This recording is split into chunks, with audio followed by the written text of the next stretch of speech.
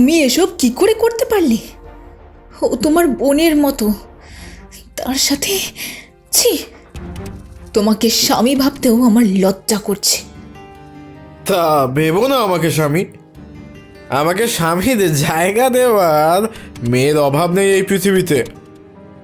কি কি হয়েছে বাবার? কাকাবাবু আর নেই শ্যামা, তুমি শশীভূষণকে ডেকে দাও। কি বলছেন দাদা? আপনি হয়তো জানেন মৃত্যুর সময় পরমা অন্তঃসত্ত্বা ছিল। কি পরমা? এ হতে পারে না, পরমা তেমন মেয়ে ছিল না। এত ঝড় জলের রাতে ভিজতে ভিজতে অনেক রাতে বাড়ি ফিরেছিলেন। তোমরা সবাই ঘুমিয়েছিলে। সে রাতে আমি দরজাটি খুলেছিলাম। দরজা খোলার পর প্রায় অজ্ঞান হয়ে পড়েছিলেন ছোটবাবু।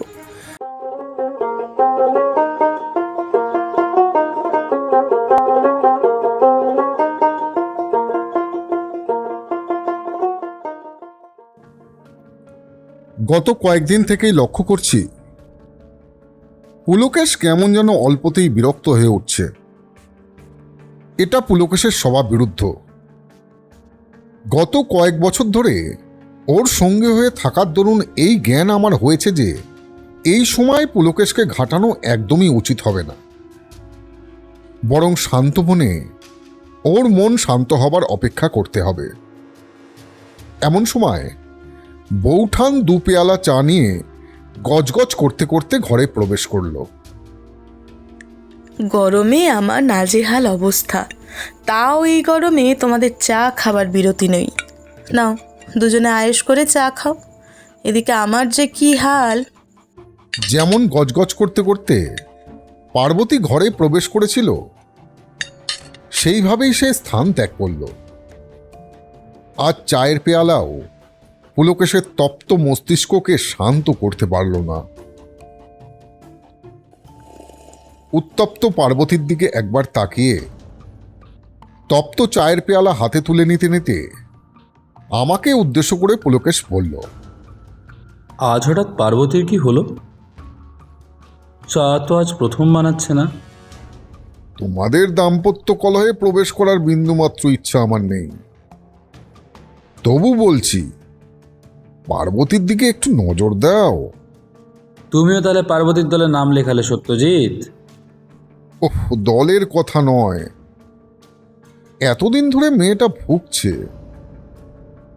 ডাক্তার কতবার বলেছেন ওর এবার হাওয়া বদলের দরকার, কিন্তু তোমার সময়ই তো হচ্ছে না। ঠিক আছে, এখন তো হাতে কোনো কাজ নেই, তবে হাওয়াটা বদল করেই আসি চলো। তুমি স্থান ঠিক করো। আবার কোথায় বের হওয়ার কথা চলছে শুনি? নাকি এবারেও হঠাৎ করেই দুজনে বের হয়ে যাওয়ার কথা ভাবছো?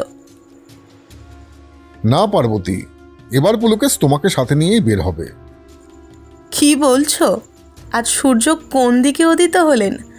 তোমার বন্ধু আমাকে নিয়ে ঘুরতে বের হবে, আর সেটা আমাকে বিশ্বাস করতে হবে?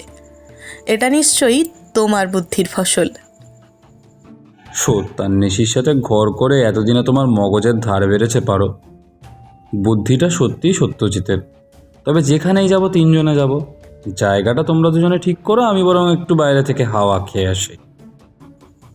হাওয়া না ধোঁয়া? ধোঁয়া খেতে চললে বললেই তো হয়। পার্বতী মুখ টিপে হাসল।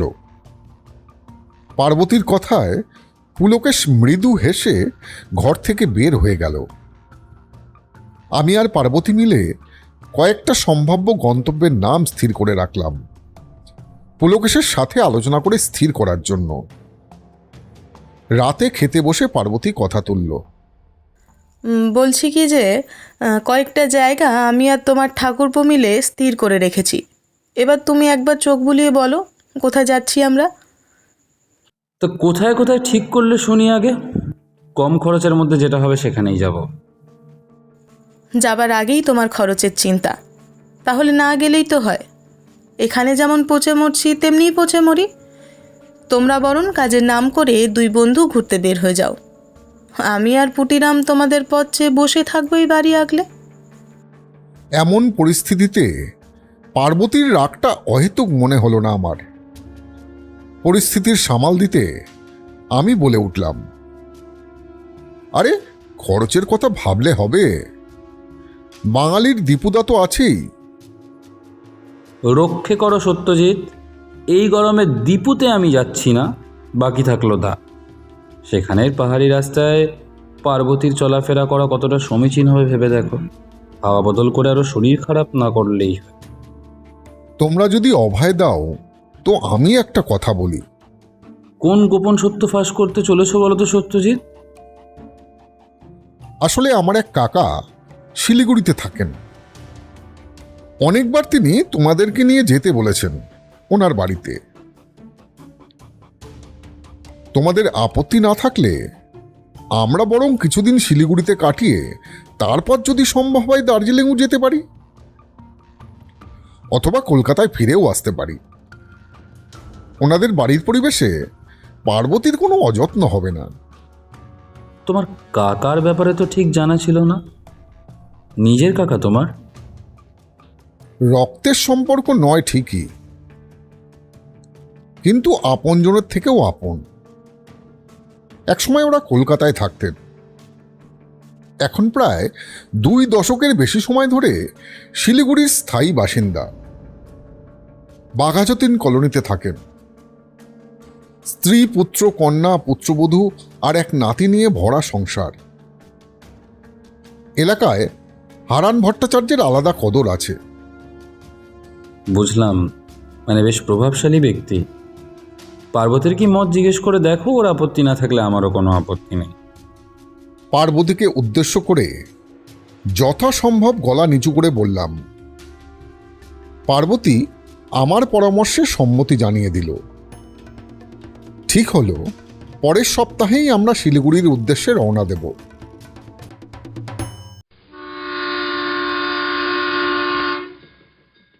যথাসময়ে আমরা পৌঁছলাম কাকাবাবুর শিলিগুড়ির নিবাসে। কলকাতার অসহ্য গরম থেকে কয়েকদিনের রেহাই মিলবে।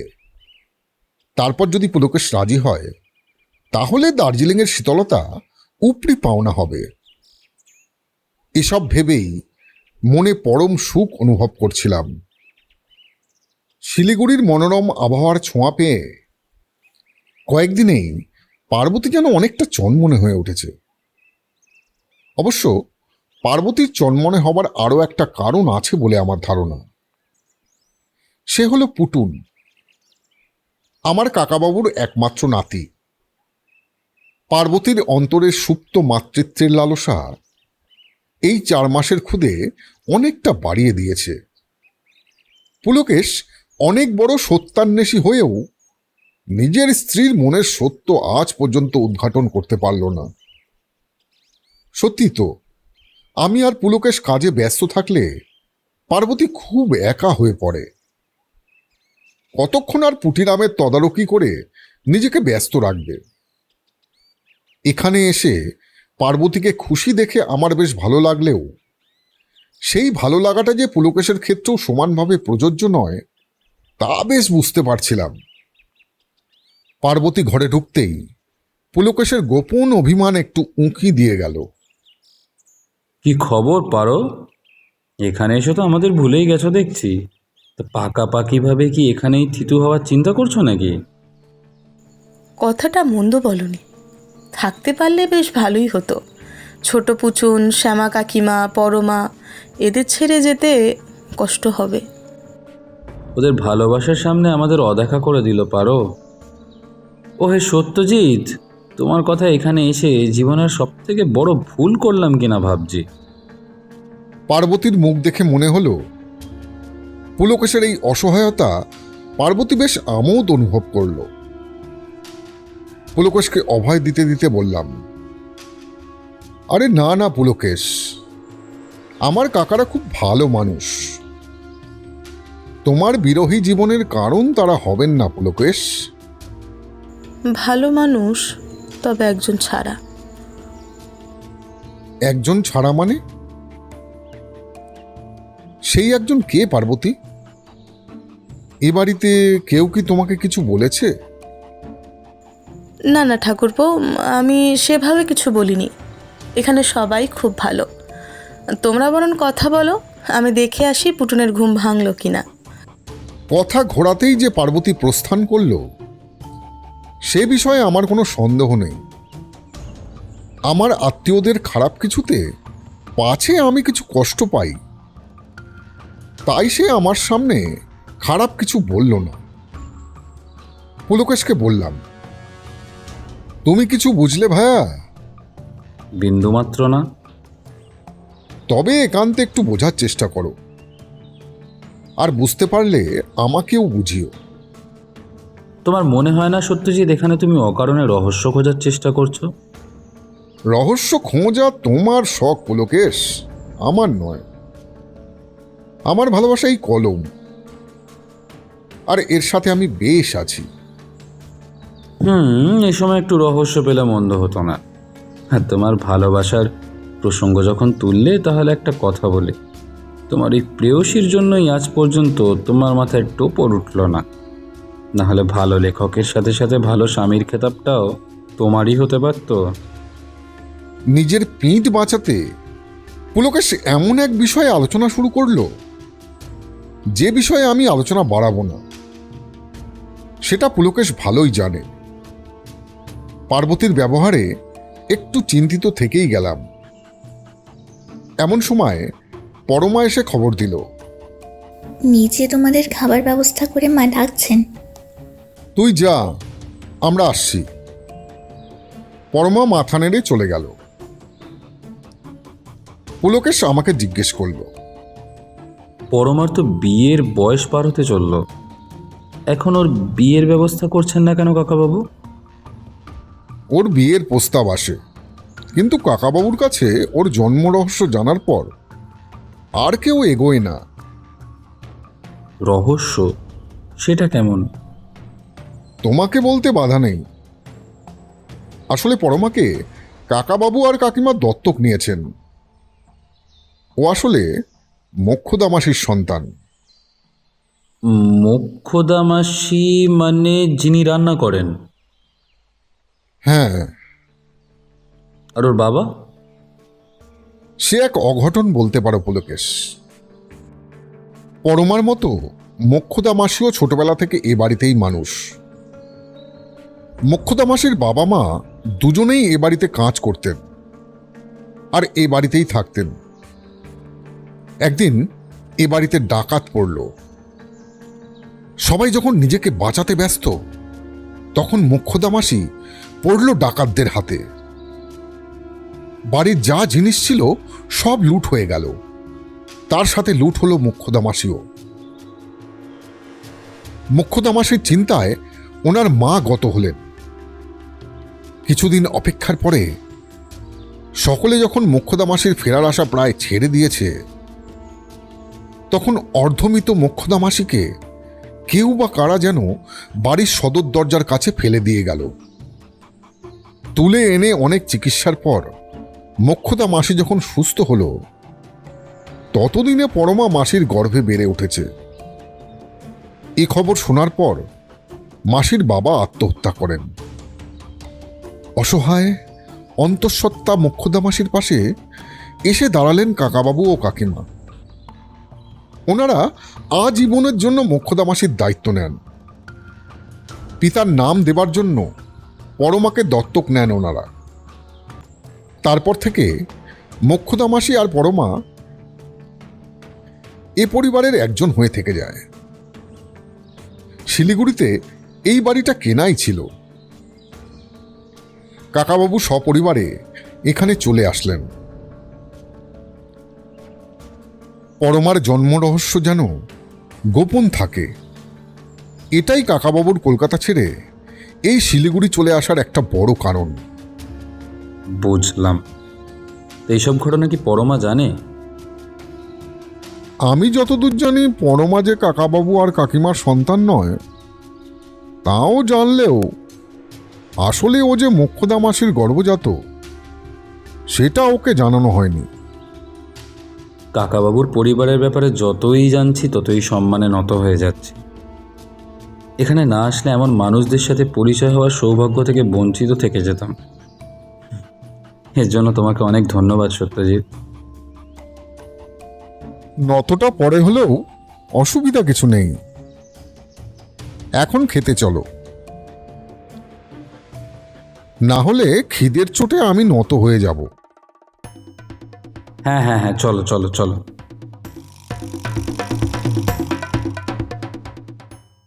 খাবার ঘরে যাবার পথে শশীভূষণ ও তার স্ত্রীর ঘর পড়ে। যেতে গিয়ে ওদের চাপা কথোপকথন কানে এলো। তুমি এসব কি করে করতে পারলে? ও তোমার বোনের মতো, তার সাথে ছি, তোমাকে স্বামী ভাবতেও আমার লজ্জা করছে। তা ভেবো না আমাকে স্বামী। আমাকে স্বামীর জায়গা দেওয়ার মেয়ের অভাব নেই এই পৃথিবীতে। তাছাড়া তোমাকে বিয়ে করার বিন্দুমাত্র ইচ্ছে আমার ছিল না। তোমাকে বিয়ে না করলে বাবা আমাকে সম্পত্তি থেকে বঞ্চিত করে দিত বলে শুধুমাত্র বাবার জন্য বাধ্য হয়ে তোমাকে বিয়ে করেছি। তা তো বুঝতেই পারছি, কি করে যে বাবা তোমার মতো দুশ্চরিত্র ছেলের উপর ভরসা করলো। তোমার বাবা তো আমার বাবার টাকা দেখে তোমাকে এবারের বউ করে পাঠিয়ে দিলেন। মেয়ের বিয়ের আগে খোঁজ পর্যন্ত নেননি কোন বাড়িতে কার সাথে মেয়ের বিয়ে দিচ্ছেন। এখন তোমার মুখে এসব কথা মানায় না। তোমার কোনো অভাব তো নেই এই বাড়িতে। যেমন আছো তেমনই থাকো।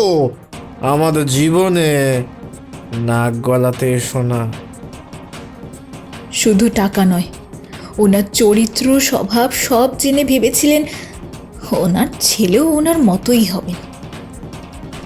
ঠিকই তো ভেবেছেন, বাবার মতোই তো হয়েছি। দোহাই তোমার, এই চরিত্র নিয়ে বাবার সাথে নিজের তুলনা করো না। আমি নিচে যাচ্ছি, আর লোক জানাজানি না করে নিচে খেতে এসো। এ কথা শোনা মাত্র পুলকেশ চোখের ইশারায় আমায় ঘরে ফিরে যেতে বলল। আমি কথা না বাড়িয়ে পুলকেশকে অনুসরণ করলাম। শ্যামা ঘর থেকে বের হয়ে যেতে আমরাও খাবার ঘরের দিকে রওনা দিলাম। রাতের খাবারে আজও অন্য দিনের মতো বিপুল আয়োজন। খাবার খেতে খেতে লক্ষ্য করলাম বাড়ির সবার চোখে মুখে গভীর কোনো চিন্তার ছায়া পড়েছে। আমাদের যত্নের কোনো ত্রুটি হলো না ঠিকই, কিন্তু গত কয়েকদিনের মতো পরিবেশ আজ পেলাম না। কাকাবাবু আর শশীভূষণ ঠিক মতো খেলেন না। পুলকেশ আমার দিকে তাকিয়ে বুঝতে চাইল আমি কিছু জানি কিনা। আমি নেতিবাচক ইশারায় বোঝালাম আমি এসবের কিছুই জানি না। পার্বতীর দিকে তাকিয়ে বুঝলাম যে সে কিছু তো জানে।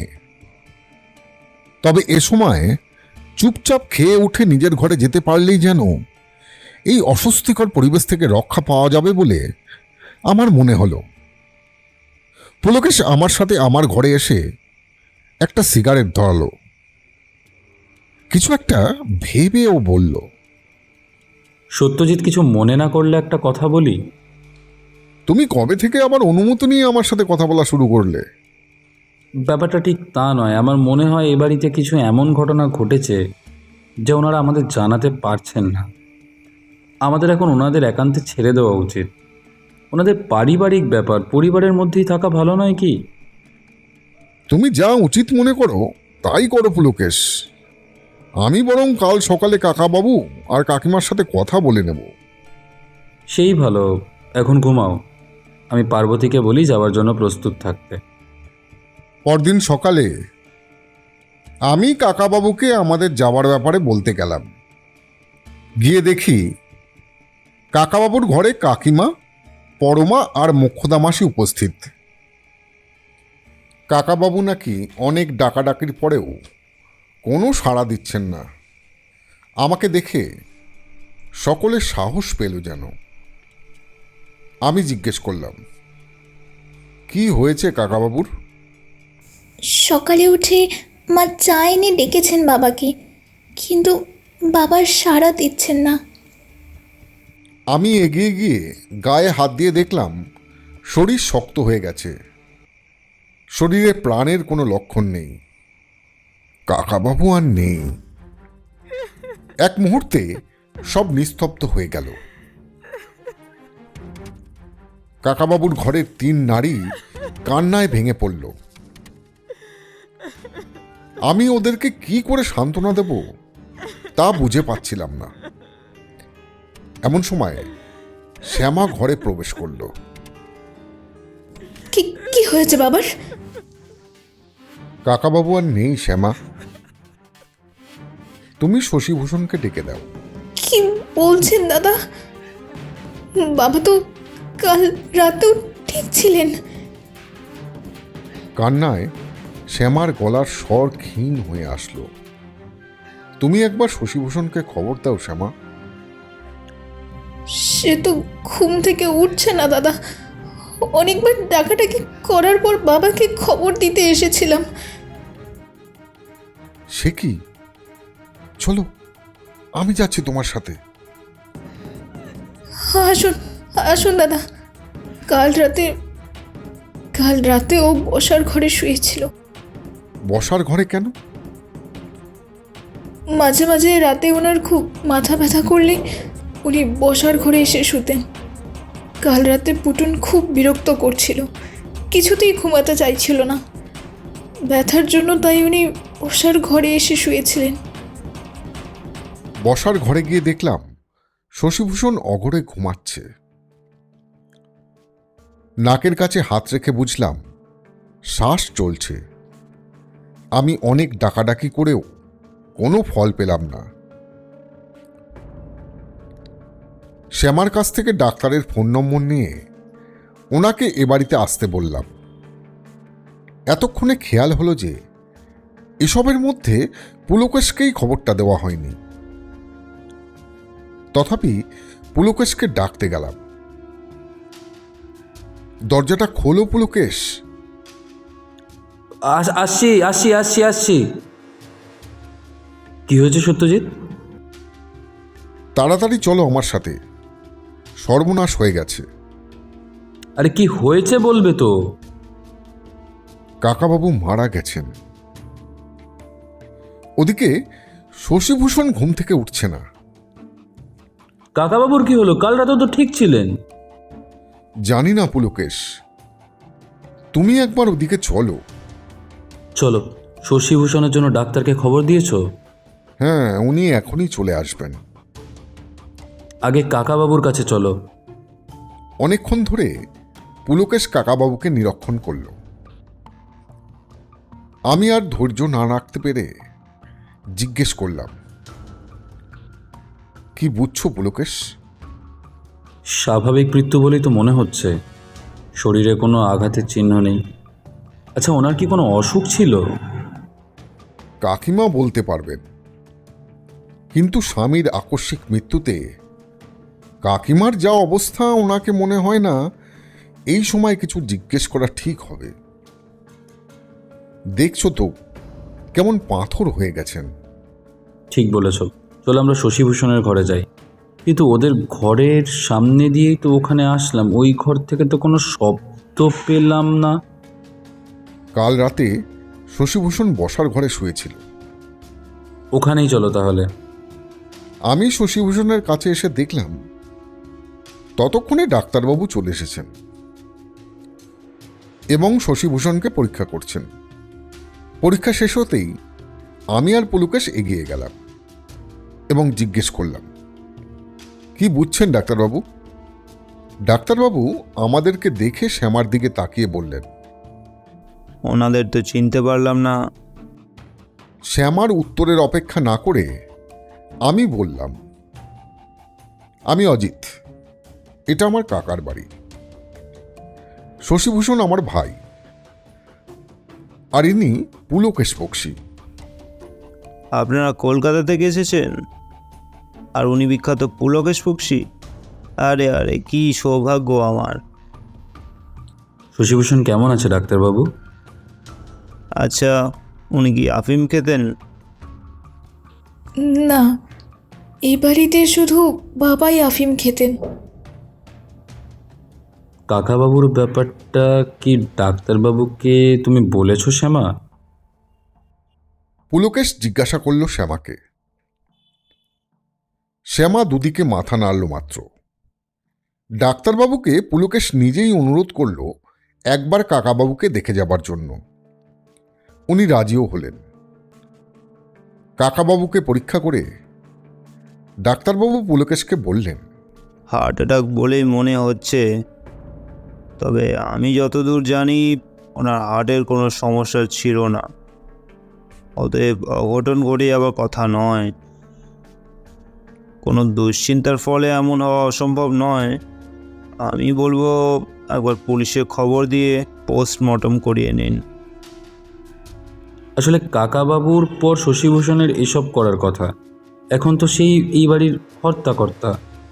শশীভূষণের সুস্থতা মোটামুটি কত সময় লাগতে পারে ডাক্তারবাবু? 1 ঘন্টার মধ্যে ঠিক হয়ে যাওয়ার কথা। ঠিক আছে, আমরা অপেক্ষা করছি ওনার সুস্থ হওয়ার, তারপর দেখি। যাই হোক, আপনাকে অনেক ধন্যবাদ। না না, ধন্যবাদ জানাবার কিছু নেই। হারানবাবু যবে থেকে এখানে আছেন আমি এবারই সকলের চিকিৎসা করে আসছি। আর যে কোথা থেকে কি হলো কিছুই বুঝতে পারছি না। আচ্ছা, আজ তাহলে আসি। শশীভূষণ কেমন থাকে আমি পরে খোঁজ নিয়ে যাব। দরকার হলে আমাকে খবর দেবেন। ধন্যবাদ ডাক্তারবাবু। ঘণ্টাখানেক পরে শশীভূষণের ঘুম ভাঙল বটে, তবে সবকিছু জেনে কেমন যেন গুম হয়ে থাকলো। পুলিশে খবর দেবার কথা একবার শ্যামা বলল শশীভূষণকে, কিন্তু শ্যামার কথায় শশীভূষণ ভ্রুক্ষেপও করল না। এভাবেই কাকাবাবুর শেষকৃত্য সম্পন্ন হলো। আমাদের যাবার ব্যাপারটা আর বলা হয়ে উঠল না। পরিস্থিতি বুঝে আমরা কাকাবাবুর শ্রাদ্ধ পর্যন্ত এখানেই থাকার সিদ্ধান্ত নিলাম।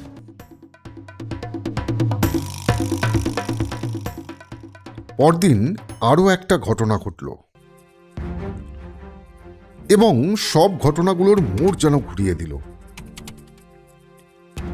পরদিন সকালে পরমার ঘর থেকে তার মৃতদেহ উদ্ধার হলো। আত্মহত্যা করেছে পরমা, গলায় দড়ি দিয়ে। সকালে পরমার উঠতে দেরি হচ্ছে দেখে মোক্ষদা মাসি পরমার ঘরে ঢুকে পরমার ঝুলন্ত দেহ দেখতে পায়। মাসির চিৎকার শুনে সকলে পরমার ঘরে ছুটে আসে। এবার পুলকেশ আর আমি বলায় পুলিশ ডাকা হলো। হাজার হোক, এটা একটা অস্বাভাবিক মৃত্যু। তবে শশীভূষণ পুলিশ ডাকতে মোটেও রাজি হলো না। কাকিমা বলাতে সে এক প্রকার নিমরাজি হয়ে পুলিশকে খবর দিল। ইন্সপেক্টর প্রবীর চ্যাটার্জি এলেন তার দলবল নিয়ে। পরমার দেহ নামানো হলো। পরমার মৃত্যুতে সব থেকে বেশি ভেঙে পড়েছে শ্যামা আর মোক্ষদা মাসি। পার্বতী একা হাতে কিছুতেই ওদেরকে সামলাতে পারছেন। এদিকে ছোট্ট পুটুন হয়তো পরিবারের এই কঠিন সময়ের কথা আন্দাজ করে সমানে ডুবড়ে কেঁদে চলেছে। কাল কাকাবাবুর মৃত্যুর পর যেমন শ্যামাকে শক্ত হাতে সবকিছু সামলাতে দেখেছিলাম, আজ পরমার মৃত্যুর পর সেই ছবিটা পুরো পাল্টে গেল। কালকের শক্ত শান্ত শ্যামা আজ যেন বড় অশান্ত, অসহায় হয়ে পড়েছে। বরং কাকিমা এ সময়ে শক্ত হাতে রাশ টেনে ধরলেন। কাকিমার জন্যই এ বাড়িতে পুলিশের প্রবেশ সম্ভব হলো। ইন্সপেক্টর চ্যাটার্জি এসেই পরমা এবং পরমার ঘর পরীক্ষা করে দেখলেন। তারপর শশীভূষণকে ডেকে বললেন,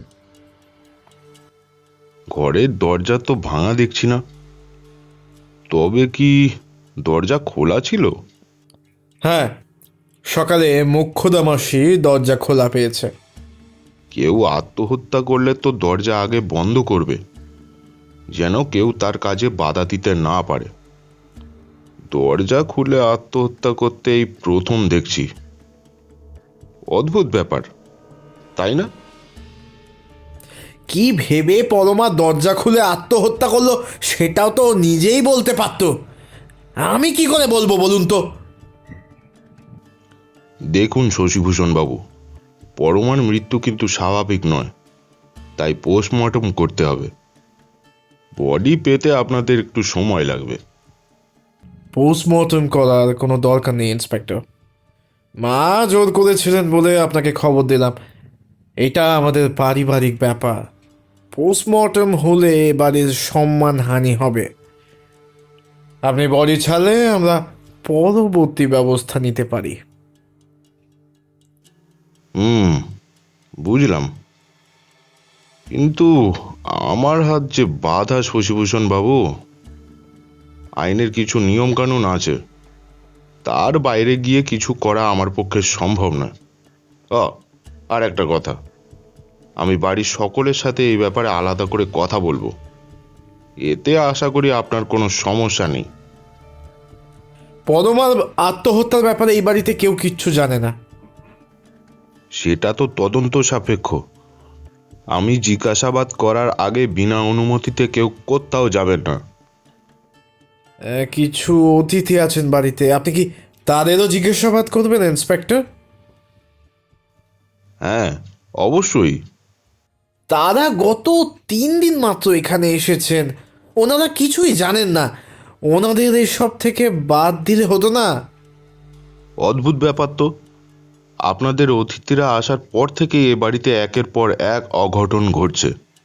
এখানে আসার সময় শুনলাম গতকাল রাতেই নাকি এবারের গৃহকর্তার মৃত্যু হয়েছে, আজ আবার আত্মহত্যা। আরে বাবা, ব্যাপারটা যতটা সহজ ভাবছেন ততটা যে সহজ নয় শশীভূষণ বাবু, এটা বুঝুন। পরিস্থিতি সামাল দিতে আমি বললাম, দেখুন ইন্সপেক্টর বাবু, আমার বা পুলকেশের কোনো আপত্তি নেই, আপনি জিজ্ঞাসাবাদ করতে পারেন। আমার মুখে আমাদের নাম শুনে ইন্সপেক্টর বললেন, আপনাদের পরিচয়? এ হলো পুলকেশ বক্সী। সত্যজিৎ আর পুলকেশ বক্সী, নামটা চেনা চেনা লাগছে। কলকাতার, মানে কলকাতার গোয়েন্দা পুলকেশ বক্সী? কলকাতা থেকে এসেছি বটে, তবে আমি গোয়েন্দা নই। আসলে পুলকেশ কখনোই নিজেকে গোয়েন্দা হিসাবে পরিচয় দিতে চায় না। শুধু অর্থ উপার্জনের জন্য পুলকেশ কিন্তু তার সত্য সন্ধান করে বেড়ায় না। ওই একই হলো মশাই। তা আপনি এখানে থাকতে আমি আর কি করব?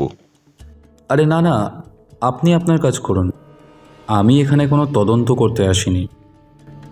তবে কিছু অ্যাকশন নেওয়ার আগে যদি আমাকে জানান তবে খুব উপকার হয়। এ মা, ছি ছি, এভাবে বলবেন না। আরে আপনার কোনো কাজে সাহায্য করতে পারা তো আমার সৌভাগ্য। একটা অনুরোধ করব, যদি সম্ভব হয় আপনি কি কাল একবার সময় করে এসে জিজ্ঞাসাবাদ করতে পারবেন? বুঝতেই তো পারছেন শ্যামা আর মুখ্যদামাসির যা অবস্থা এখন, তাতে করে ওরা আজ কিছু বলার মতো অবস্থাতে নেই। আচ্ছা ঠিক আছে, আমি কাল একবার আসব। পোস্টমর্টেম রিপোর্টটা পেলে একটু জানাবেন প্লিজ। অবশ্যই, কাল দেখা হবে তাহলে। তার মধ্যে কোনো দরকার হলে আমাকে খবর দিতে পারেন, অথবা এই পুলিশ স্টেশনে চলে আসতে পারেন। নমস্কার। নমস্কার। পুলিশ পরমার বডি বাড়ি থেকে নিয়ে যাবার পর পার্বতী এসে খবর দিল। কাকিমা তোমাদের দুজনকে একবার ওনার ঘরে ডেকেছেন। শ্যামা আর মুখ্যদামাসি এখন কেমন আছেন পারো? অনেক কষ্টে মোক্ষদা মাসিকে ঘুম পাড়ানো হয়েছে। শ্যামাও এখন পুটুনের দেখাশোনা করতে একটু শান্ত হয়েছে। মেয়েটার ওপর দিয়ে যাচ্ছে। যাকে তোমরা এসো একবার। এই বলে পার্বতী ঘর থেকে বের হয়ে গেল। আমি পুলকেশকে বললাম, পার্বতী এই কদিনেই এ বাড়ির আপনজন হয়ে উঠেছে। পুলকেশ সিগারেট টান দিতে দিতে অন্যমনস্কভাবে বলে উঠল, হ্যাঁ, বিশেষ করে শ্যামার আর পুটনের। শ্যামার ব্যাপারে অনেক কিছু জেনেও গেছে। তুমি কি জেনেছো? সেটাই তো জানার বিষয় সত্যজিৎ। চলো এখন কাকিমার কথা শুনে আসি। কাকিমার ঘরে গিয়ে দেখলাম ওখানে শশীভূষণ আগে থেকেই উপস্থিত ছিল। আমাদেরকে দেখে কাকিমা বিছানা থেকে নামতে যাচ্ছিলেন। পুলকেশ বাধা দিল। এসো বাবারা, তোমরা কদিনের জন্য এখানে ঘুরতে এসে ফেঁসে গেলে।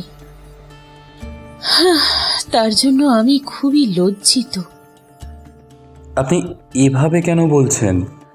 আপনাদের এমন পরিস্থিতিতে আমরা যদি কিছু করতে পারি তবে অবশ্যই জানাবেন। বলার জন্যই তোমাদের ডেকেছি বাবা। কাল স্বামী হারালাম, আর আজ মেয়ে। না জানি আর কি দেখা আছে জীবনে। আজ বাড়িতে পুলিশ এলো। তোমরা তো পুলিশের সাথে কথা বলে অভ্যস্ত, পুলিশও তোমাদের মান্য করে। তোমরা একটু দেখো বাবা, শশী তো অত শত বোঝে না। তোমরা একটু ওর পাশে থেকো বাবা। সে আপনাকে আলাদা করে বলতে হবে না কাকিমা। আরও একটা কথা বলতে চাই। বলুন। কি করে যে বলি, না বলেও উপায়ও নেই। আসলে বড় মা মৃত্যুর সময় গর্ভবতী ছিল। আহ মা, এসব বলার কি দরকার এখন? এখনই বলার দরকার শশী। কাল পরমার দেহ কাটা ছেঁড়া করার পর সবাই তো সবই জেনে যাবে। আর লুকিয়ে কোনো লাভ নেই বাবা। তোমাদের কাকার মৃত্যুর আগের দিন আমরা এই সত্য জানতে পারি। তবে এই সন্তানের পিতা কে তা আমরা জানি না। আমি আর মোক্ষদা অনেক জিজ্ঞেস করার পরেও পরমা কোনো উত্তর দেয়নি। হয়তো তার সন্তানের পিতাকে আড়াল করার জন্যই আমাদের মেয়েটা জীবন দিয়ে দিল। শাড়ির আঁচলে চোখ মুছে বললেন কাকিমা। আমি যতদূর দেখেছি শ্যামা কিন্তু পরমার খুব কাছের মানুষ ছিল। এ ব্যাপারে শ্যামা কিছু জানে না? শ্যামা জানলে আমাকে জানাতো। ও কিছু জানে না। কোথায় গিয়ে মুখ কালো করেছে আমরা কি করে জানবো বলুন তো? এই জন্যই লোকে বংশের খোঁজ করে। শশী, কি বলছো পরমার সম্পর্কে? ও আমাদের সন্তান। তোমাদের সন্তানের পরিচয় দিলেই ও রক্ত পাল্টে যাবে না মা। যে নিজে পাপের ফসল সে যে পাপ করবে সেটাই তো স্বাভাবিক। শশী চুপ করো। সত্যি বলা তো তুমি শুরু করেছিলে মা। আমি তো তোমার কাজটাই একটু সরল করে দিচ্ছি মাত্র। বলেই শশীভূষণ ঘর থেকে বের হয়ে গেল। তোমরা শশীর কথায় কিছু মনে করো না বাবা। ও একটু রকচটা। এটা সত্যি যে পরমা আমার গর্ভে জন্মায়নি, তবে ও আমাদেরই সন্তান ছিল। ও কোনো পাপ করতে পারে না বলেই আমার মায়ের মন এই বিশ্বাস। আচ্ছা কাকিমা, পরমা কি একা বাইরে কোথাও যেত? অথবা বাড়িতে কেউ কি ঘন ঘন যাতায়াত করতো?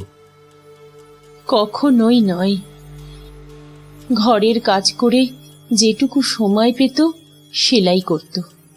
বৌমা ছাড়া ওর কোনো বন্ধুই ছিল না।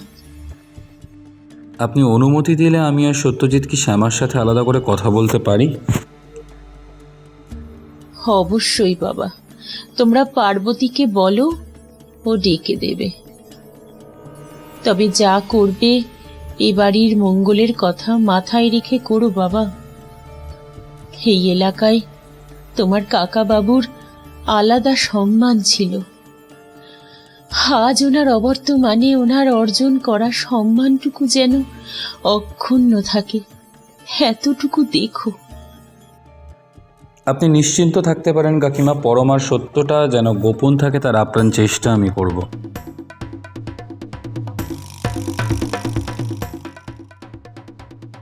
পারো পারো। তোমরা এখানে আবার কিছু হয়েছে নাকি? না না, ভয়ের কিছু নেই। আমরা একটু শ্যামার সাথে কথা বলতে চাই।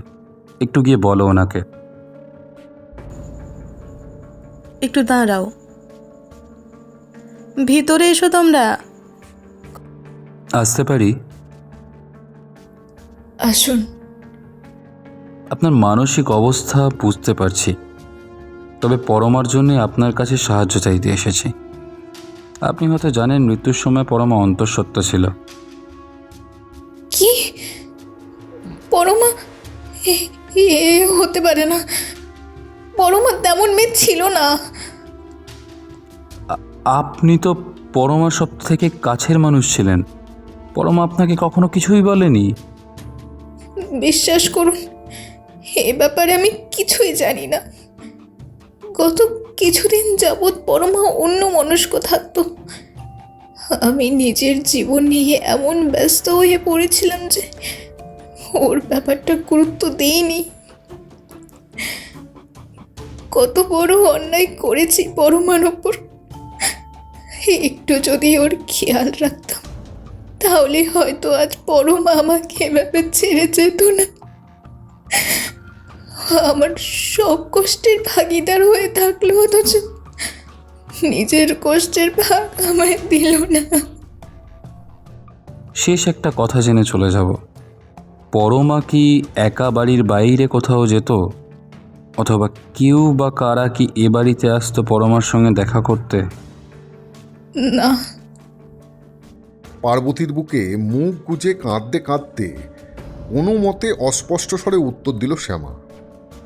খুবই কষ্ট হলো শ্যামাকে দেখে। এ বাড়িতে তার নিজের স্বামীর কাছে সে অযাচিত। মনের কথা ভাগ করার মতো সম্পর্ক তার সাথে হয়তো কখনো গড়ে ওঠেনি। তবুও শ্বশুর শাশুড়ির সেবা করে হাসি মুখেই পরিবারের সব দায়িত্ব পালন করছে মেয়েটা। দোসর বলতে পরমা যাও ছিল, সেও শ্যামাকে ফাঁকি দিয়ে চলে গেল। যাবার আগে কারণটুকুও বলে গেল না। আমরা এখন আসছি, পরে কিছু দরকার হলে আবার আসব। নিজেকে শক্ত করুন শ্যামা, আপনি তো এত দুর্বল নন। আমার শক্তি, আমার বিশ্বাস সব আজ চূর্ণ হয়ে গেছে। আমি শেষ হয়ে গেছি দাদা, শেষ। আপনি তো অনেক সাহসী। আপনি এভাবে ভেঙে পড়লে সংসার চলবে কি করে?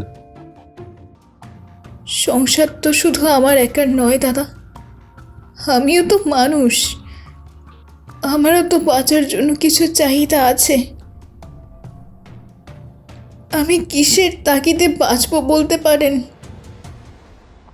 ঈশ্বর সকলের পরীক্ষা নেন জীবনের কোনো না কোনো সময়। ধরে নিন এখন আপনার পরীক্ষা চলছে। হেরে যাবার আগেই হার মানবেন না। ন্যায়ের জয় একদিন হবে, বিশ্বাস রাখুন। ঈশ্বর কি আমার সাথ দেবেন? নিশ্চয়ই দেবেন। ঈশ্বরের ন্যায় বিচারের অপেক্ষা করুন, তাছাড়া আমরা তো আছি আপনার পাশে।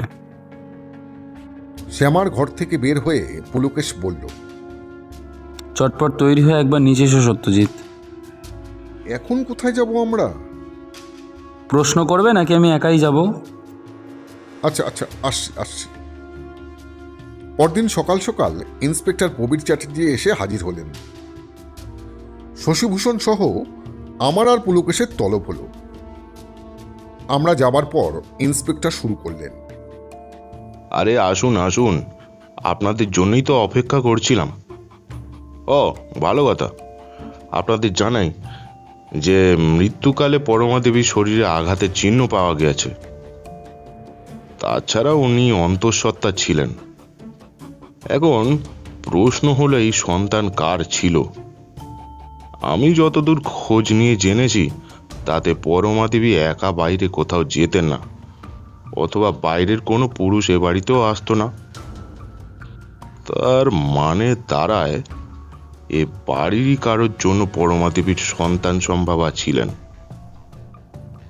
এ বাড়ির পুরুষ বলতে তো ওই দুজন, এক শশীভূষণ বাবু আর কি যেন নাম আরেকজন, হারান বাবু। হ্যাঁ, হারান বাবু, এই দুজনই তো আছে। পুলকেশ একবার শশীভূষণের ওপর চোখ বুলিয়ে নিয়ে বলল,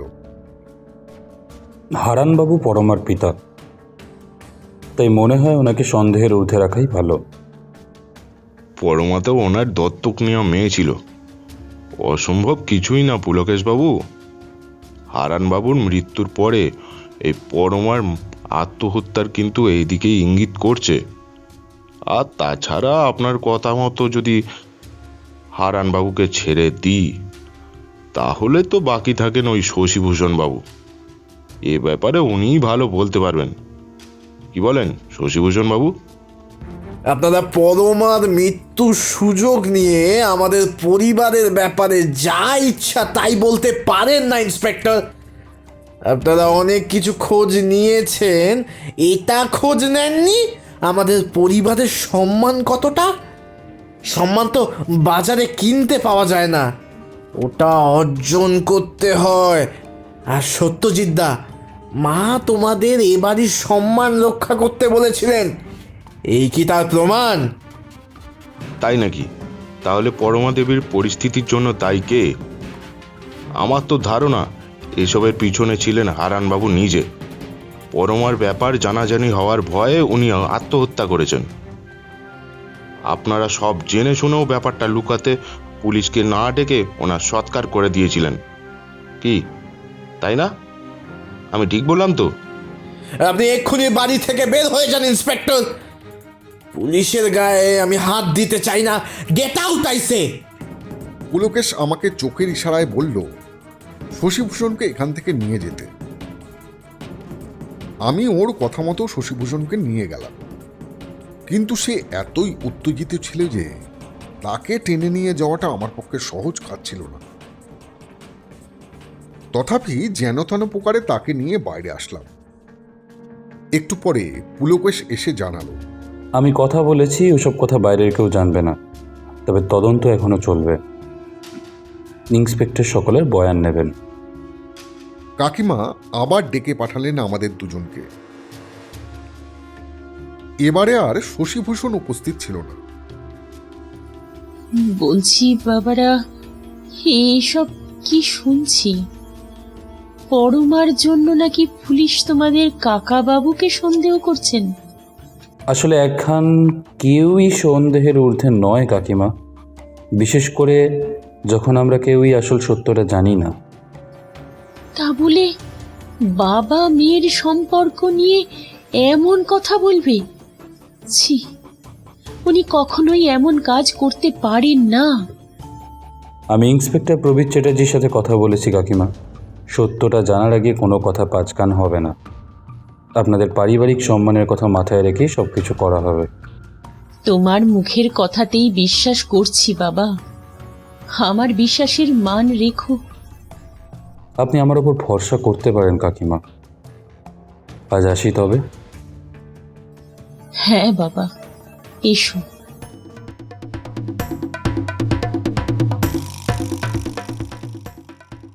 ঘর থেকে বের হয়ে আমার ঘরে এসে পুলকেশ একটা সিগারেট ধরালো।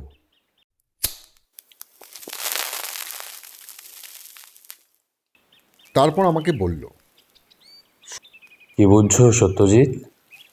সব তালগোল পাকিয়ে যাচ্ছে পুলকেশ। তুমিও কি করতে চাইছো কিছুই তো বুঝতে পারছি না। সময় হলেই বুঝবে। এখন মোক্ষদা মাসিকে একটু চা দিতে বলো তো। বলছি। কিছুক্ষণ পরে মোক্ষদা মাসি দু পেয়ালা গরম চা নিয়ে ঘরে প্রবেশ করল। যেমন নীরবে এসেছিল তেমন নীরবেই চলে যাচ্ছিল। পুলকেশের ডাকে আবার ফিরে এলো মাসি। সবই তো শুনেছ মাসি, পুলিশ কাকাবাবুকে সন্দেহ করছে পরমার পরিস্থিতির জন্য। তোমার কি মনে হয়? ছোটবাবু এ কাজ করেননি। তবে কে করেছে মাসি? সে আমি কি করে জানবো? পরমা তোমাকে বলেনি? পরমার মৃত্যুর আগে ওর জন্মরহস্য জেনে গিয়েছিল। তুমি তো পরমাকে সব বলেছিলে। হ্যাঁ, আমি জানিয়েছি। আমি তো মা, ওকে পেটে ধরেছি, চোখের সামনে ওকে এত বড় হতে দেখলাম। কখনো মায়ের অধিকার চাইনি আমি, কিন্তু সন্তানের এমন বিপদে কি মা চুপ করে থাকতে পারে? তুমি শশীভূষণের দুধে আফিম মিশিয়েছিলে? না দাদাবাবু, আমি মিশাইনি। আমি তো শুধু ছোটবাবুকে আফিন দিতাম। ঠিক আছে, তুমি এখন যাও। মোক্ষদা মাসি চলে যাবার পর আমি পুলকেশকে জিজ্ঞেস করলাম, বড়মা যে সব জানতো তুমি জানলে কি করে? জানতাম না তো, কিন্তু আমি আন্দাজ করেছিলাম শশীভূষণকে আফিম দেওয়া হয়েছিল। তবে যে দিয়েছে তার কাঁচা হাত, হয়তো আফিম দিয়ে শশীভূষণকে মারার চেষ্টা করেছিল সে। কাকাবাবুর পোস্টমর্টেম হলে অনেক কিছু পরিষ্কার হয়ে যেত সত্যজিৎ। এ কথা কেন বলছো? বলবো সখা, সব বলবো। আর একটা খবর পেতে দাও, তারপর সব বলবো। কি খবর? উফ সত্যজিৎ, তোমার ধৈর্য এত কম কেন বলো তো? বলছি তো, সবুর করো। অগত্যা পুলকেশের কথা মতো অপেক্ষা করতে থাকলাম। শেষমেশ সন্ধ্যায় পুলকেশ সকলকে কাকিমার ঘরে ডেকে পাঠালো।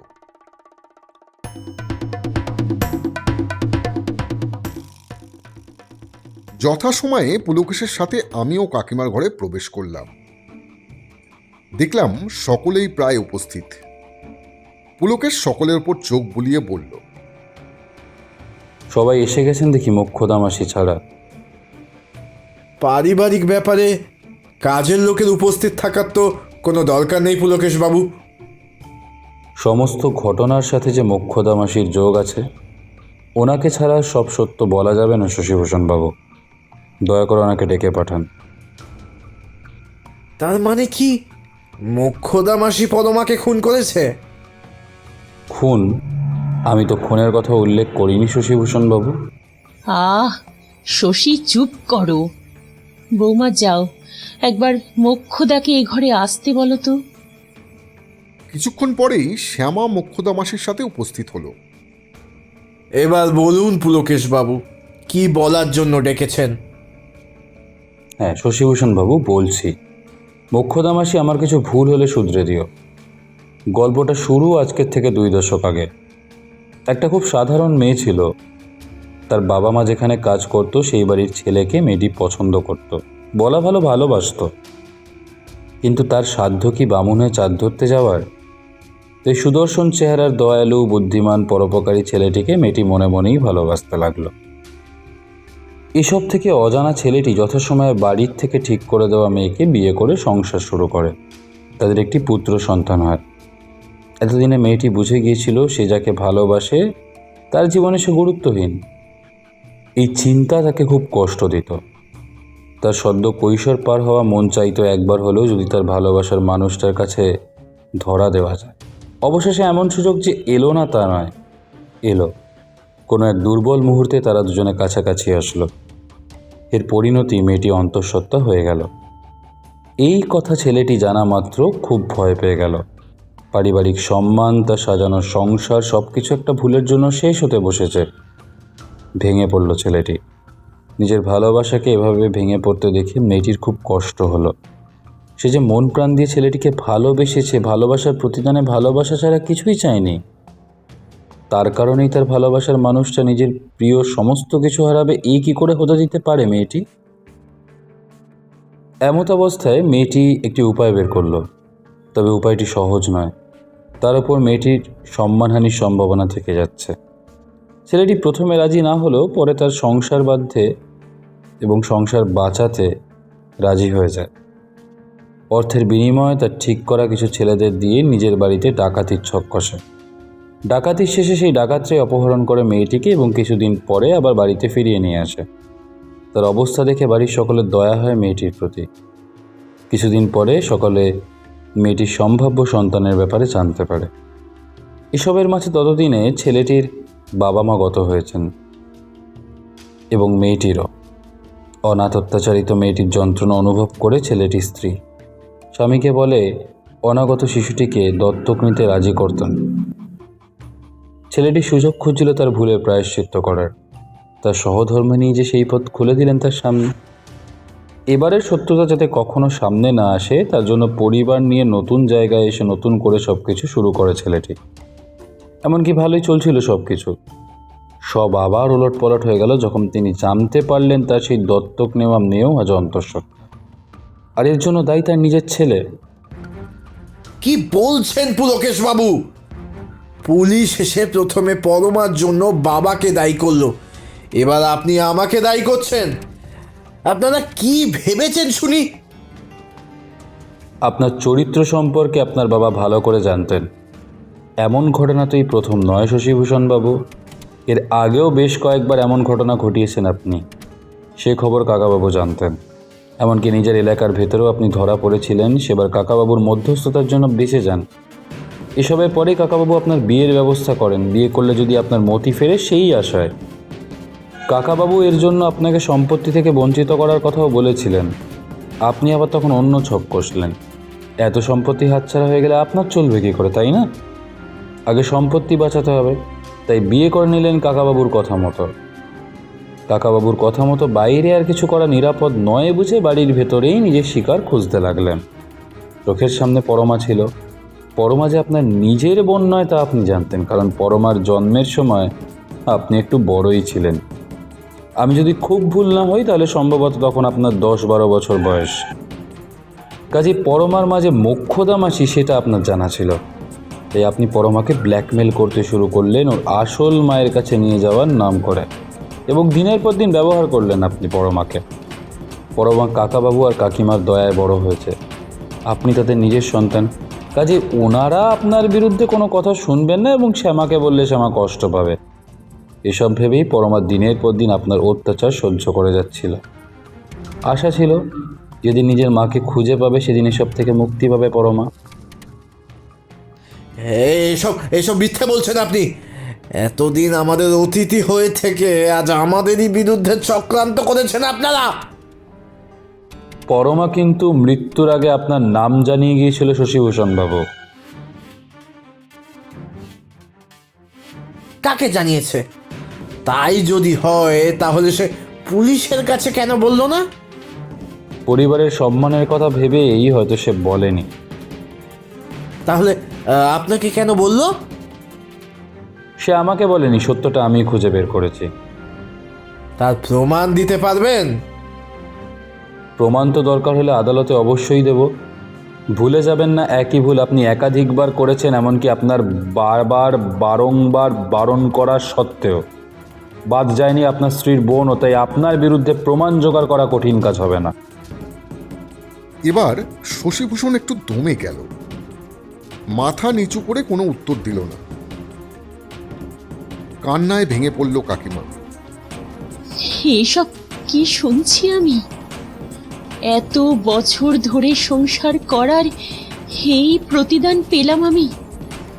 যাদের আমার পরিবার ভেবেছি তারা সবাই দিনের পর দিন আমাকে শুধু ঠকিয়ে গেছে। আমার স্বামী তার জীবনের এত বড় সত্য আমার থেকে গোপন করে গেল আজীবন, আর আমি কিছু বুঝতে পারলাম না। যে সন্তানকে পেটে ধরেছি সে যে এত বড় দুশ্চরিত্র লম্পট তাও জানতে পারিনি। আর তুই কি করলি মোক্ষদা? তোর বিপদ জেনে নিজের সর্বস্ব দিয়ে তোকে আগলে রাখতে চেয়েছিলাম, আর শেষে তুই কিনা আমার সংসার ভাঙলি। বৌমনি, আমি তোমাদের কারোর সাথে বিশ্বাসঘাতকতা করিনি। এটা ঠিক যে আমি ছোটবাবুকে ভালোবেসেছিলাম, কিন্তু ছোটবাবুকে আমি কখনো সে নজরে দেখিনি। এত ঝড় জলের রাতে ভিজতে ভিজতে অনেক রাতে বাড়ি ফিরেছিলেন। তোমরা সবাই ঘুমিয়েছিলে। সে রাতে আমি দরজাটি খুলেছিলাম। দরজা খোলার পর প্রায় অজ্ঞান হয়ে পড়েছিলেন ছোটবাবু। ওনাকে ধরে ঘরে নিয়ে যেতে দেখলাম ওনার গা জ্বরিয়ে পুড়ে যাচ্ছে। তুমি সারাদিন কাজের পর ঘুমিয়েছিলে, তাই ছোটবাবুর গায়ের ভিজে কাপড় বদলানোর জন্য আমি আমার ঘরে নিয়ে যাই। ওখানে যখন ছোটবাবু আমাকে কাছে টেনে নেন তখন আর নিজেকে আটকাতে পারিনি। পরদিন সকালে ছোটবাবু অনেক করে অনুরোধ করলেন যেন আমি এসব কিছু কাউকে না জানাই। জানাজানি হলে তুমি খুব কষ্ট পাবে। সেদিন বুঝলাম এজন্যে ছোটবাবুর মন আমি পাবো না, কিন্তু আমার সর্বস্ব সারা জীবন শুধু ছোটবাবুর জন্যই থাকবে। যখন বুঝলাম আমার ভেতরে ছোট্ট একটা প্রাণ বেড়ে উঠছে, তখন বাধ্য হয়ে ছোটবাবুকে জানালাম। উনি চেয়েছিলেন সকলকে সব সত্যি জানিয়ে দিতে। এতে ছোটবাবুর সংসার ভেঙে যেত। ছোটবাবু যে তোমাকে খুব ভালোবাসে বৌমণি, যে আগুনে নিজে জ্বলেছি সেই আগুনে নিজে ভালোবাসার মানুষটাকে কি করে ঠেলে দিই বলো? তাই উপায় আমি বের করলাম। এমনকি ছেলেগুলোর হদিশ আমিই দিয়েছিলাম ছোটবাবুকে, অথচ ওই ছেলেগুলো আমাকে একা পাবার সুযোগ নিতে ছাড়েনি। তুমি বিশ্বাস করো বৌমণি, তারপর ছোটবাবু আর আমার মধ্যে কোনো সম্পর্ক ছিল না। তুমি আমার আর পরমার কোনো অভাব রাখোনি। ছোটবাবু আর পরমা আমার চোখের সামনে আছে, এই ভেবেই সারা জীবন কাটিয়ে দেবো ভেবেছিলাম। কিন্তু তোমার ছেলে আমার মেয়েটাকে ছাড়লো না, দিনের পর দিন তার উপর অত্যাচার করে গেছে। ছোটবাবুকে অনেকবার ওই ছেলের জন্য লুকিয়ে লুকিয়ে কাঁদতে দেখেছি। তুমি কষ্ট পাবে বলে তোমাকে বলতে পারতেন না। পরমার ব্যাপারে জানার পর ছোটবাবু বুঝে গিয়েছিলেন এসবের জন্য কে দায়ী হতে পারে। এই জন্যই কি তুমি শশীভূষণকে আফিম দিয়েছিলে মোক্ষদামাসে? শশী দাদাবাবুকে আফিম আমি দিইনি দাদাবাবু। ওটা আফিম নয় দাদা, ঘুমের ওষুধ ছিল। ওটা আমিই মিশিয়েছিলাম ওনার রাতের দুধে। সবই যখন জেনেছেন তখন এটাও নিশ্চয়ই জানেন যে আমার বাবা পেশায় ডাক্তার। ওনার থেকে লুকিয়ে বোন আমাকে এই ওষুধগুলো দিয়েছিল। পুটুন হওয়ার পরে আমার সাথে বোন 1 মাস ছিল এই বাড়িতে। সেই সুযোগে এই শয়তান ওর ক্ষতি করেছে। আমার বাবা সব জেনে আমার শ্বশুরমশাইকে সব জানান। 1 মেয়ের সংসার বাঁচাতে বাবা আরেক মেয়ের অপরাধীকে ছেড়ে দেন। আমার ঘেন্না করে এই মানুষটা স্ত্রীর পরিচয় বাঁচতে। এর থেকে বিধবার জীবন কাটানো ঢের ভালো।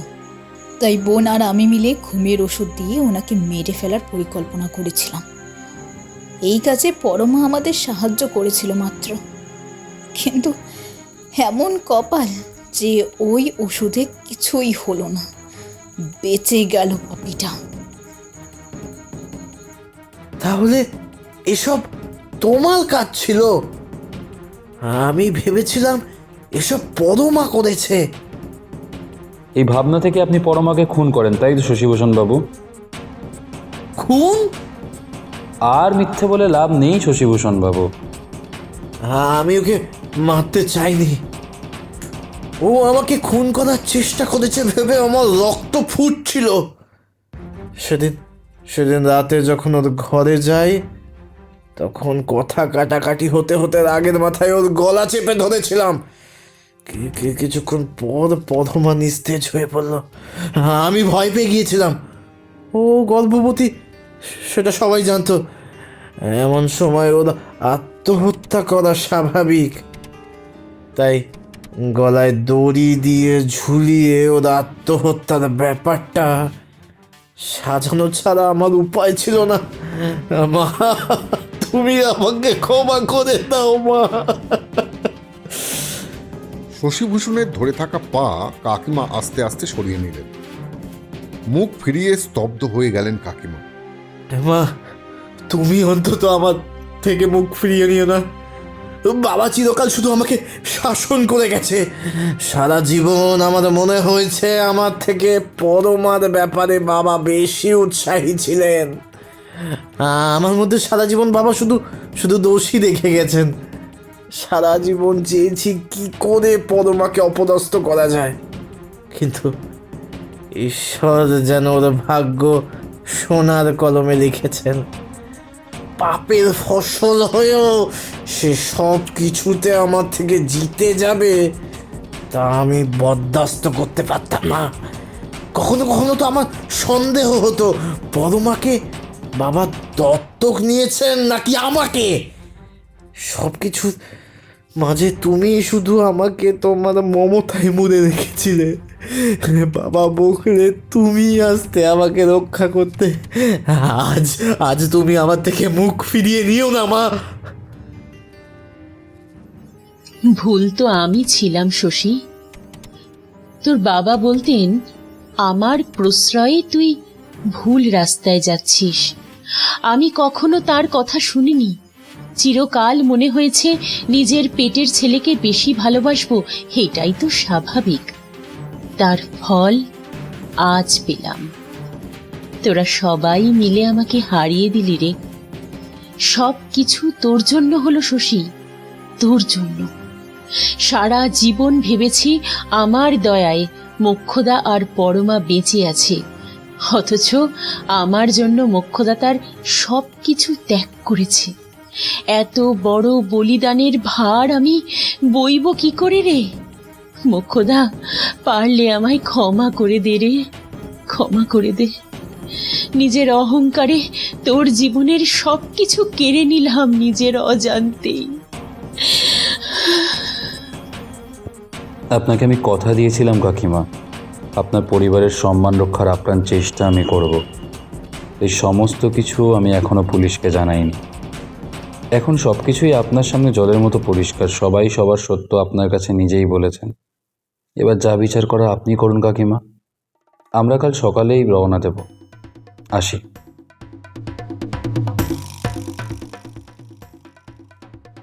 আমি পুলকেশের পিছন পিছন আমার ঘরে চলে এলাম।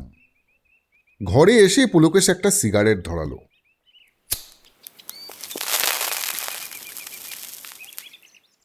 আমি ধৈর্য ধরে পাশের চেয়ারে এসে বসলাম। কিছুক্ষণ কেউ কোনো কথা বলল না। নীরবতা ভেঙে পুলকেশ আমাকে উদ্দেশ্য করে বলল, কিছু জিজ্ঞেস করবে সত্যজিৎ? না মানে বলছিলাম যে তুমি এত কিছু ঘটনা জানলে কি করে? চোখ কান খোলা রাখলে বাতাস তোমাকে খবর দিয়ে যাবে সত্যজিৎ। রক্ষে করো ভায়া, আর হেয়ালি করো না। তাহলে এক এক করে বলি। পরমার সাথে কাকাবাবুর এত মিল ছিল যে আমার সন্দেহ হয়েছিল পরমা ডাকাতের সন্তান হতে পারে না। তাই আমি ইন্সপেক্টর চ্যাটার্জিকে বলেছিলাম সেই সময় কাকাবাবু যেখানে থাকতেন সেখানে সব ডাকাত দলের হদিশ আমার চাই। খোঁজ নিয়ে জানা গেল নির্দিষ্ট ওই সময়ে ওই এলাকায় ডাকাতের তেমন উপদ্রব ছিল না বললেই চলে। আরও অদ্ভুত ব্যাপার, এত বড় ডাকাতির পরে কাকাবাবুর পরিবারের কেউ এর জন্য পুলিশের সাহায্য চাননি। হয়তো তোমার মনে থাকবে মোক্ষদামাসিকে ওরা তুলে নিয়ে গেছিল। ডাকাতি জিনিসের জন্য না হলেও মোক্ষদামাসির জন্য তো পুলিশকে জানানো উচিত ছিল, তাই নয় কি? একটা কাজের লোকের মেয়েকে নিয়ে গেছে বলে হয়তো। তেমন অমানুষ হলে মোক্ষদামাসি আর পরমার তার সারা জীবন বইতো না তাদের, বুঝলে সত্যজিৎ? তা ঠিক বলেছ, কাকাবাবুরা এমন মানুষ নন। তারপর বলো। ডাকাত দল ডাকাতি করলে কখনো একটা বাড়িতে ডাকাতি করে না। তখন মনে হলো ব্যাপারটা সাজানো নয় তো। খোঁজ নিয়ে আরও জানা গেল শিলিগুড়ির এই বাড়িটা ওই সময় ঠিক আগেই কেনা হয়েছিল। সেই সময় কাকাবাবুর কাছে এত টাকা আসলো কি করে যে উনি তিনতলায় বাড়িটা কিনলেন? ডাকাতরা ডাকাতি করার আগে সাধারণত সেই বাড়ির সব খুঁটিনাটি জেনে আসে, তবে এই ক্ষেত্রে কেন অন্যথা হলো? এখান থেকেই আমার সন্দেহ হয় ঘটনাটা সাজানো ছিল। তার পরের ঘটনাগুলো আমি নিজের মতো করেই সাজিয়েছি। এবারে আসি শশীভূষণের ব্যাপারে। শ্যামা আর শশীভূষণের মধ্যে যে মধুর দাম্পত্যের সম্পর্ক ছিল না তা সেদিন ওদের দুজনের কথোপকথন শুনে বুঝে গিয়েছিলাম। তোমার মনে থাকবে হয়তো সত্যজিৎ, সেদিন শ্যামা বলেছিল বোনের মতো। অথচ যখন পরমার ব্যাপারে আমি শ্যামাকে বললাম তখন সে অবাক হলো। তার মানে সেদিন শ্যামা কিন্তু পরমার কথা বলেনি। তবে কার ব্যাপারে বলেছিল? এখান থেকে শশীভূষণের চরিত্র নিয়ে অনুসন্ধান শুরু করে। সিগারেট আর চা খাওয়ার অভ্যেস এখানে আমাকে অনেক সাহায্য করেছে। পাড়ার মোড়ের চা সিগারেটের দোকানকে কখনো অবহেলা করবে না সত্যজিৎ। এগুলো স্থানীয় সংবাদ জোগাড়ের আদর্শ জায়গা। ওখান থেকেই শশীভূষণ সম্পর্কে অনেক তথ্য পাই। কাকাবাবুকে এলাকার লোকেরা যথেষ্ট সমীহ করত, ঠিক ততটাই ঘৃণা করত শশীভূষণকে। কাকাবাবুর মধ্যস্থতার ফলে শশীভূষণের কুকর্মগুলো ধামাচাপা ছিল। কাকাবাবু ভেবেছিলেন ছেলের বিয়ে দিয়ে তার মতি পাল্টাবে। মনে আছে সেদিন পারো বলছিল এবাড়ির একজন ছাড়া সবাই খুব ভালো। সেই একজন আর কেউ না, শশীভূষণ। মেয়েদের মধ্যে পুরুষের নজর চেনার এক ষষ্ঠ ইন্দ্রিয় কাজ করে, জানো তো? পারোর ওপরেও শশীভূষণের খারাপ নজর ছিল। শ্যামার বোনের ব্যাপারে শ্যামা নিজেই পারোকে জানিয়েছিল। তবে শশীভূষণকে খুনের পরিকল্পনার ব্যাপারে হয়তো সত্যি পারো জানতো না। তাহলে সে খবর কোথা থেকে পেলে তুমি? এখানে কিছুটা নিজে নিজে সাজিয়েছি সত্যজিৎ। শশীভূষণের খুনের ব্যাপারে জানতো পরমা। সেদিন পরমার দায়িত্ব ছিল ওষুধ দুধে মিশিয়ে শশীভূষণকে দেওয়া। দিনের পর দিন অত্যাচারিত পরমা সুযোগ পেল তার প্রতিশোধ নেওয়ার। হঠাৎই সেই সময় মুখ্যদামাসীও রান্নাঘরে প্রবেশ করে। ওদের মধ্যে অতীত নিয়ে কথা হয়। মুখ্যদামাসী ভেবেছিলেন পরমার আসল জন্ম রহস্য জানলে তখন আর পরমা মুখ্যদামাসীর থেকে সত্যিটা লুকোবে না। হলেও তাই, পরমা সব বলল মুখ্যদামাসীকে। এতদিনে মা মেয়ের মিলনের বদলে গেল দুধের গ্লাস। ওষুধ মেশানো দুধ খেলেন কাকাবাবু, আর আফিং মেশানো দুধ খেল শশীভূষণ। তার পরিণতি তো তুমি জানোই।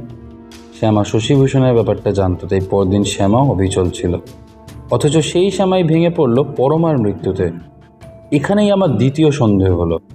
তবে শ্যামার মতো নিরীহ মেয়ে তারপর শশীভূষণের সন্তানের মা যে এত বড় ষড়যন্ত্র করতে পারে সেটা শশীভূষণ ভাবতে পারেনি। তাই সন্দেহ করেছিল পরমার ওপর। অবিবাহিত মেয়ে মা হতে চলেছে, এক্ষেত্রে তার আত্মহত্যা করা অস্বাভাবিক নয়। তবে দরজা খোলা আর পরমার শরীরে আঘাতের চিহ্ন আবার আমার মনে সন্দেহ জাগালো। শশীভূষণ ভেবেছিল কাকাবাবুর মতো পরমার পোস্টমর্টেমও সে আটকে দিতে পারবে। শেষ মুহূর্তে কাকিমার জন্য সেটা শশীভূষণ পারল না। এত দূর তো না হয় আমি বুঝলাম। সবই যদি বুঝতে পেরেছিলে তবে সেদিন চুপি চুপি পুলিশ স্টেশনে গিয়ে অকারণে কাকাবাবু আর পরমার ব্যাপারে এসব কথা তুমি ইন্সপেক্টর চ্যাটার্জিকে দিয়ে কেন বলালে? দুটো কারণ আছে সত্যজিৎ। প্রথমত শশীভূষণের প্রতিক্রিয়া দেখার জন্য, আর দ্বিতীয়ত এবাড়ির লোকেরা কাকাবাবুর সম্পর্কে কি ভাবেন সেটা যাচাই করার জন্য। আশা করি এবার তোমার প্রশ্নের আমি উত্তর দিতে পেরেছি। একটা শেষ প্রশ্নের উত্তর দাও তো। আবার কি? এখানে আসার আগের থেকে তুমি এত খিটখিটে হয়েছিলে কেন? খিটখিটে হয়েছিলাম আমি? হ্যাঁ, তুমি কি চিন্তায় মশগুল ছিলে? আরে না সত্যজিৎ, অনেকদিন ধরে মগজের খোরাক পাচ্ছিলাম না বলে একটু অস্থির লাগছিল। রহস্য ছাড়া জীবন কেমন যেন বেস্বাদ লাগে এখন। তা ঠিক বলেছ, কিন্তু পার্বতীর জন্য তো তোমার সময় বের করা উচিত না? আমার কথা শেষ হতে না হতেই পার্বতী ঘরে প্রবেশ করল। কিছু না বলে চেয়ারে চুপ করে বসে পড়ল সে। পার্বতীর কি হলো বুঝে পেলাম না। পুলকেশ আর আমি দুজন দুজনের দিকে জিজ্ঞাসা চোখে তাকিয়ে থাকলাম। তারপর পুলকেশ জিজ্ঞেস করল, কি হলো পারো? কি চিন্তায় ডুবে গেলে? কদিন আগেও পরিবারটাকে কত পরিপূর্ণ দেখে আসলাম, আজ দেখো একটা সংসার ছারখার হয়ে গেল। সবার জীবন কেমন পাল্টে গেল নিমেষেই। হ্যাঁ পারো, এটাই যে সংসারের নিয়ম। কিছু সত্য গোপন থাকলে এই সংসারে শান্তি বজায় থাকে। আমি তো এখনো ভাবতেই পারছি না শ্যামা তার নিজের স্বামীর হত্যার ষড়যন্ত্র করতে পারে। আসলে কি জানো তো পার্বতী, শ্যামা সত্যিই শশীভূষণকে ভালোবেসেছিল। অনেক অবহেলা সত্ত্বেও ভেবেছিল কখনো হয়তো শশীভূষণ শ্যামার ভালোবাসা বুঝবে। কিন্তু বোনের অপমানে আর বাবার নীরবতায় শ্যামা খুব ক্ষুব্ধ ছিল। স্বামীর চরিত্র সম্পর্কে জানার পর বিলক্ষণ শ্যামা নিজের সিঁদুর বাঁচানোর থেকে অন্য মেয়েদের সম্মান বাঁচানোর পথই বেছে নিয়েছিল। এটাও খুব একটা সহজ ছিল না শ্যামার কাছে। তা ঠিক সত্যজিৎ, শ্যামার চিন্তাধারাকেও আমি সম্মান করি, কিন্তু আইন নিজের হাতে তুলে নিয়ে শ্যামা ঠিক করেনি। শ্যামা ভেবেছিল এইভাবে শশীভূষণকে সরিয়ে দিতে পারলে বাড়ির সম্মান রক্ষা হবে। পুটুন বড় হয়ে তার বাবার কুকীর্তি সম্পর্কে জানতে পারবে না। সত্যি কি কখনো লুকানো সম্ভব পারো? এই দেখো না, কাকাবাবু আর মুখ্যদামাসিও তো ভেবেছিল সত্যিটা লুকাবে। এক সত্যি লুকাবার জন্য অনেক বড় মূল্য দিতে হয়েছে মুখ্যদামাসিকে। নিজেকে উজাড় করে ভালোবাসতে কজন পারে বলো তো? কাকাবাবুর প্রেম ভাগ্য কিন্তু খুব ভালো ছিল। একদিকে কাকিমা, আবার অন্যদিকে মুখ্যদামাসি। তা ছিল সত্যজিৎ, কাকাবাবু চাইলেই দুজনের ভালোবাসার সুযোগ নিতে পারতেন, কিন্তু তিনি কখনো এরম করেননি। স্ত্রীর প্রতি নিজের সমর্পণ থেকে এবং সমর্পণে নিজেকে রেখে জীবনের কোনো পরিস্থিতিতে তিনি কিন্তু পিছিয়ে আসেননি। কাকাবাবু থাকাকালীন শশীভূষণ তবু একটু নিয়ন্ত্রণে ছিল। এখন তো শ্যামার ব্যাপারেও সব জেনে গেছে। এবার শ্যামার কি হবে? জানি না পারো, এবার ওদের সিদ্ধান্ত ওদেরই নিতে দাও। তুমি গুছিয়ে নাও, আমরা কাল সকালেই বের হব। ঠিক আছে, তবে কাল কোথায় যাবে? মানে পার্বতী জানতে চাইছে কলকাতায় ফিরে যাব নাকি দার্জিলিংয়ে যাবার কোনো সম্ভাবনা আছে আমাদের। সেটা ক্রমশ প্রকাশ্য। সন্ধ্যার সময় আমি আর পুলকেশ একটু বাইরে ঘুরতে বের হয়েছিলাম। ফেরার সাথে সাথে পার্বতী ছুটে এলো। কোথায় ছিলে এতক্ষণ? কখন থেকে অপেক্ষা করছি। কেন, কি আবার হলো? তাড়াতাড়ি চলো একবার। কি হয়েছে সেটা তো বলবে আগে। শশীভূষণ তার ঘরের দৌড় দিয়েছে, কোনো সাড়া দিচ্ছে না। তোমরা একটু দেখো। কি বলছো পার্বতী?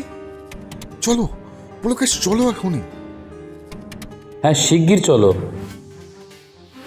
ঘরের সামনে গিয়ে দেখলাম শ্যামা, কাকিমা ও মোক্ষদা মাসি সকলেই ঘরের দরজা ধাক্কা দিয়ে শশীভূষণকে ডাকছে। ভিতর থেকেও তখনও কোনো সাড়া শব্দ পাওয়া যাচ্ছে না। আবার কোনো অশনি সংকটের আশঙ্কায় ভীত 3 নারী দরজার বাইরে দাঁড়িয়ে ভিতর থেকে কোনো একটা শব্দ পাওয়ার আশায় বুক বেঁধে আছে। আমরাও দুজনে গিয়ে যোগ দিলাম ওদের সাথে। আমাদের মনেও যে খারাপ কিছুর আশঙ্কা ছিল না তা কিন্তু জোর দিয়ে বলতে পারবো না।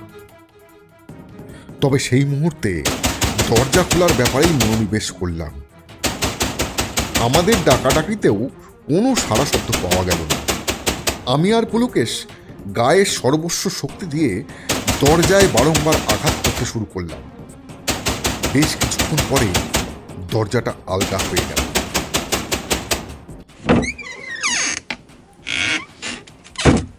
অবশেষে আমরা সবাই তাড়াতাড়ি করে ঘরে প্রবেশ করলাম।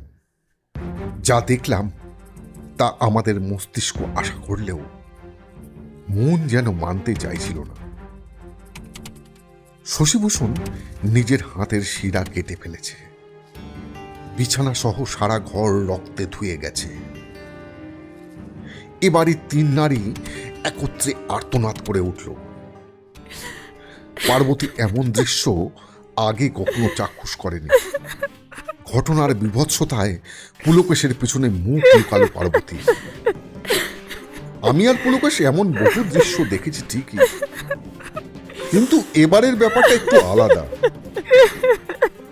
আমি শশীভূষণের নাকের কাছে হাত দিয়ে বুঝলাম শ্বাস আর চলছে না। নেতিবাচকভাবে মাথা নাড়ার সাথে সাথে ঘরে আবার কান্নার রোল উঠল। ঘরের টেবিলের এক কোণে একটা কাগজ এমনভাবে রাখা আছে যে এ ঘরে প্রবেশ করলে সকলের নজর ওটার উপরেই পড়বে। কাগজখানা তুলে আমি নিজে পড়ে পুলকেশের হাতে দিলাম। চিঠি পড়ে নিয়ে কাকিমার দিকে এগিয়ে দিল পুলকেশ। কাকিমা পুলকেশকে বললেন জোরে জোরে চিঠিটা পড়ার জন্য। পুলকেশ পড়তে শুরু করল। চিঠির বক্তব্য ছিল এইরকম। শ্রীচরণে সুমা, আমি চিরকাল তোমার কষ্টের কারণ হয়ে থেকেছি।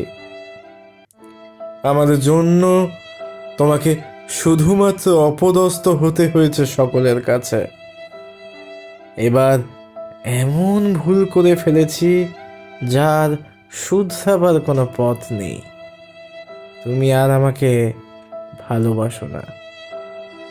শ্যামা আমার মৃত্যুর কামনা করে, এতটাই ঘৃণা করে শ্যামা আমাকে।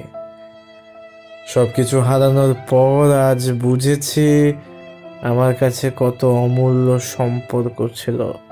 শুধু যদি নিজের অহংকার ছেড়ে দিয়ে যা আছে তাই নিয়ে সন্তুষ্ট থাকতাম, তো আমার থেকে সুখী বোধহয় আর কেউ হতো না। তুমি যদি আমাকে পুলিশের হাত থেকে বাঁচিয়েও নাও, তবু নিজের নজরে পড়ে গিয়ে কিসের জন্য বেঁচে থাকবো বলো তো? শ্যামাকে বলো পুটুনকে যেন না জানায় ওর বাবা কত খারাপ মানুষ ছিল। একদিন হয়তো সেও সব জানতে পেরে আমাকে ঘৃণা করবে। তবু যতদিন এই ঘৃণা থেকে বাঁচতে পারি, আমার আত্মা শান্তিতে থাকতে পারবে। ক্ষমা করবে না জানি, তাই দূর হয়ে গেলাম তোমাদের নজর থেকে। ইতি তোমার অধম সন্তান শশীভূষণ।